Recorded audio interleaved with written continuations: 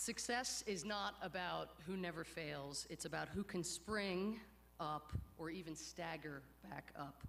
That immortal American philosopher, John Wayne, put it best when he said, "Life is getting up one more time than you've been knocked down." Fourth, almost there, melting crowd, find friends who have your back. Last weekend, I was at a retirement conference for a Nobel Prize winning Princeton psychologist. His name is Danny Kahneman, and he's a remarkable fellow. Nobel Prize winning psychologist, did groundbreaking experiments that showed how humans are, this will surprise you, not as rational as they had long been assumed to be.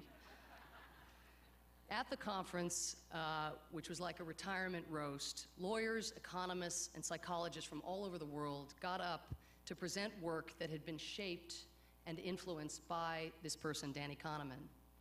The day was a tour de force, a monument to the kind of impact one man and his ideas can have on the world.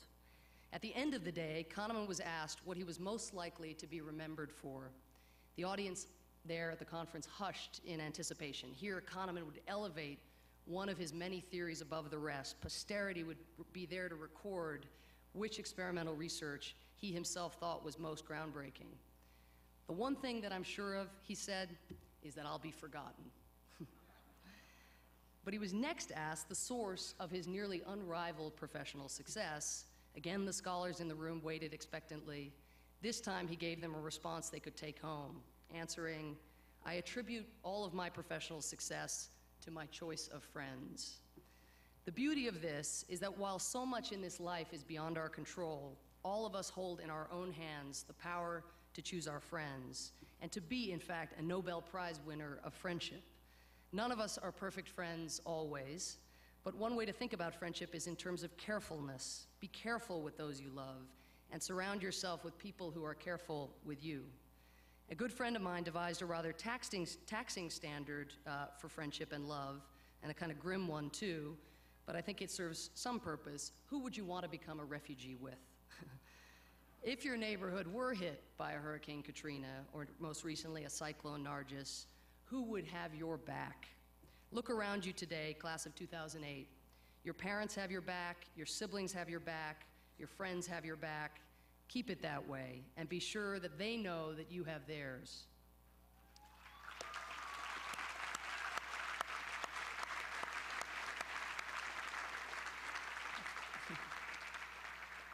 Fifth and final suggestion, and this is more of a plaintiff appeal, please, class of 2008, be a good ancestor.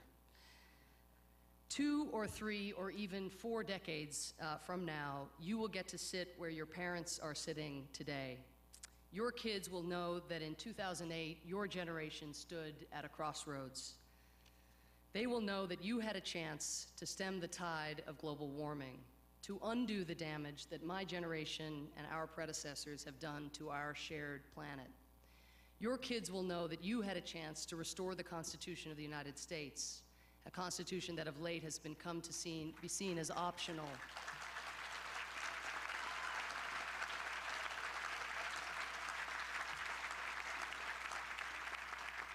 On issue after issue, your kids will know that you were the first generation to be educated, truly educated, about global challenges: global warming, nuclear proliferation, global disease pandemics, terrorism, refugee crises, etc. Your kids will ask you, what did you do to meet those challenges? I hope you can claim a prouder ancestry than we. Already, 72% of you can say you've studied abroad. Many of you can say that you led the drive to make your resident halls green and energy efficient, and several of you hightailed it down to New Orleans to help those in need. Your student body amassed 110,000 hours of community service. That is 110,000 hours you could have been doing something else, and the community thanks you.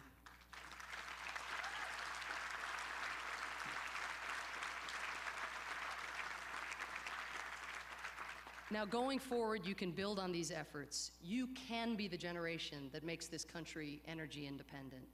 You can be the generation that wipes out malaria in the developing world. You can be the generation that summons global resources to halt genocide in Darfur and beyond. And you can be the generation that deals with the scourge of terrorism, poverty, and their causes, and eradicates violence against the poor. My generation and our predecessors haven't been fully responsible caretakers, but you can be. In John F. Kennedy's inaugural address, he noted that Americans found themselves daunted then by the mortal challenges of the Cold War. But he added, "I do not believe that any of us would exchange places with any other people or any other generation." That is the attitude to bring out into the messy world that you inherit. The responsibilities of global citizenship are a burden, there's no doubt, but my, oh my, what a privilege as well. Some poet once said, "Two men looked out from prison bars. One saw the mud, the other saw the stars." You can choose to see the stars, Pitzer, class of 2008. So today and all through the weekend, take this time to celebrate with the parents who made today possible, with the teachers who made today valuable, and with the friends who made the last 4 years unforgettable. And then go forth to be this 21st century's greatest generation. Follow your nose, find a quiet time to listen to your gut, be resilient, find friends who have your back, and please, please be a good ancestor. Thank you, Pitzer, class of 2008, and good luck.